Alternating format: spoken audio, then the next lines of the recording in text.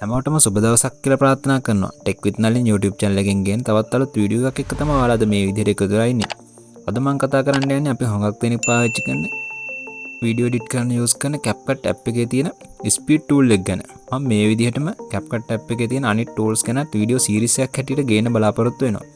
එහෙනම් වැඩි කතා නොකර අපි යමු වීඩියෝ එකට. ඉස්සලා මේ විදිහට ඔයාලා capcut app එක open කරගන්න. ඊට පස්සේ එතන තියෙනවා new project කියලා.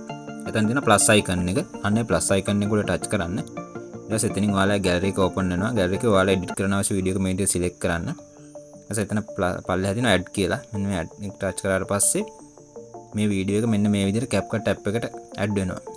දැන් මේ විදිහට වීඩියෝ එක add වෙලා තියෙන්නේ. ඊට පස්සේ මෙන්න මේ විදිහට වීඩියෝ එක උඩ touch කරන්න. ඊට පස්සේ ඔයාලට පේන පල්ලෙහාන් tools වගේක් open වෙනවා. ඒක අපි කතා කරන්න බලාපොරොත්තු වෙන tool එක එතන තියෙනවා speed tool එක. අපි ඒක උඩ touch කරනවා. ඊට පස්සේ එතන තියෙනවා normal curve කියලා option දෙකක්. අපි ඉස්සෙල්ලාම normal එක ගැන කතා කරමු. මේ normal එක මගින් ඔයාලට පුළුවන් ඔයාගේ සම්පූර්ණ වීඩියෝ එකේ මේ ස්පීඩ් එක මේ විදිහට වම් පැත්තට ගෙනියලා අඩු කරගන්න. ඒකට ස්පීඩ් එක අඩු වෙන තමයි ප්ලේ වෙන්නේ වීඩියෝ එක.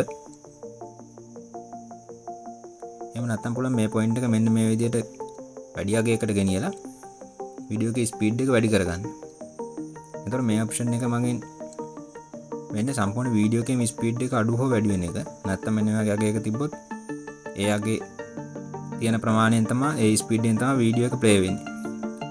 මෙතෙන්දී ඔයාගේ සම්පූර්ණ වීඩියෝ එකේම වේගය තමයි මෙතනින් තීරණය වෙන්නේ. ඔයාලට එහෙම අවශ්‍ය නැත්නම් ඔයාලට අවශ්‍ය විදිහට එඩිට් කරගන්න පුළුවන්. මෙතන curve කියන option එකට ගිහලා ඒකේ තියෙනවා custom කියලා.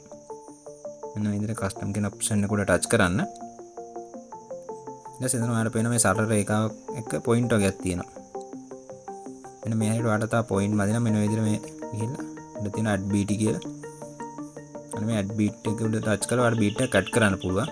එහෙම නැත්නම් මේ beat එක ඕන delete කරන්නත් පුළුවන්. මේ විදිහට මෙතන touch කරලා. දැන් මේ සරල රේඛාවෙන් උඩට ගෙනිච්චට පස්සේ ඔයාගේ වීඩියෝ එකේ ස්පීඩ් එක වැඩි වෙනවා. මේ සරල රේඛාවෙන් පල්ලෙහාට අරන් ගියාට පස්සේ වීඩියෝ එකේ ස්පීඩ් එක අඩු වෙනවා. සරල රේඛාවේ තිබ්බොත් එහෙම වීඩියෝ එක සාමාන්‍ය වේගයෙන් ප්ලේ වෙනවා. ඔයාලට මේ වීඩියෝ එක එඩිට් කරද්දී මේ විදිහට අවශ්‍ය තැන් වලින් beats add කරලා ඔයාගේ වීඩියෝ එක ස්මූත්ලි හදා ගන්න පුළුවන්.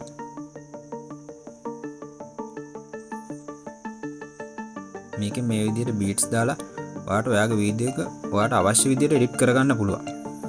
කලින් ඔප්ෂන් එකේ වගේ නෙවෙයි. තමයි මේ හරියට වීඩියෝ එක ස්ලෝ තමයි ප්ලේ වෙන්නේ. මේ හරිය ස්පීඩ් එකේ ප්ලේ වෙනවා. මේ හරිය ස්ලෝ එකේ නෝ විදිහට වීඩියෝ එක ප්ලේ වෙනවා. ඔයාලට මේ විදිහට මදි නම් තව මේ හරියට තව beats add කරලා ඔයාගේ වීඩියෝ එක තවත් ස්මූත්ලි හදා ගන්න පුළුවන්. මේ විදිහට ස්ලෝ එකේ වීඩියෝ එක ප්ලේ වෙනවා මේ හරිය. ඔන්න දැන් ඊළඟ පොයින්ට් එකකදී අන්න ස්පීඩ් එකකින් ගිහලා ඔන්න දැන් මේ හරියදී ආයෙ ස්ලෝ වෙනවා. මෙතනත් මම තව beat එකක් add කරගෙන මම බලමු ප්ලේ කරලා.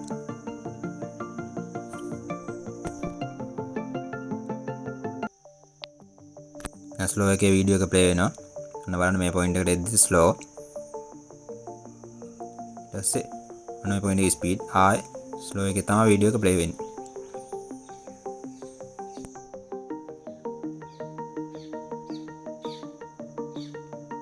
හරි ඒ විදිහට ඒ settings ටික දාන්න. මෙතන හරි ලකුණක් තියෙනවා. හරි ලකුණට ටච් කරාට පස්සේ ඒ settings ටික save වෙනවා.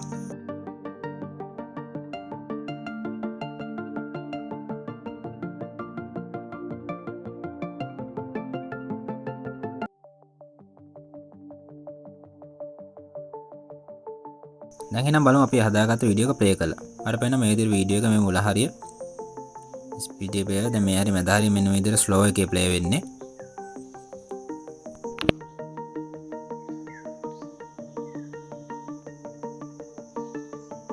ඊට අවසාන හරිය ස්පීඩ් එක ආයෙත් ප්ලේ වෙලා අන්තිම ටික ස්ලෝ වෙනවා. හරි මේ විදිහට හදාගත්ත settings ටික හරිනම් උඩ ඊතලයේ උඩ touch කරලා export කරගෙන මේ වීඩියෝ එක ඔයාගේ gallery එකට save කරගන්න පුළුවන්. දැන් මේ වගේම CapCut app එකේ තියෙන තවත් edit කරන්න පාවිච්චි කරන tool එකක් ගැන වීඩියෝ එකකින් හමු වීම බලාපොරොත්තු වෙන අදට මම ඔයාලගෙන් සමුගන්නවා. වීඩියෝ එක හොඳ නම් වීඩියෝ එක like එකකුත් දාලා channel එකත් subscribe කරන්න කියලා මතක් කරනවා. ස්තුතියි.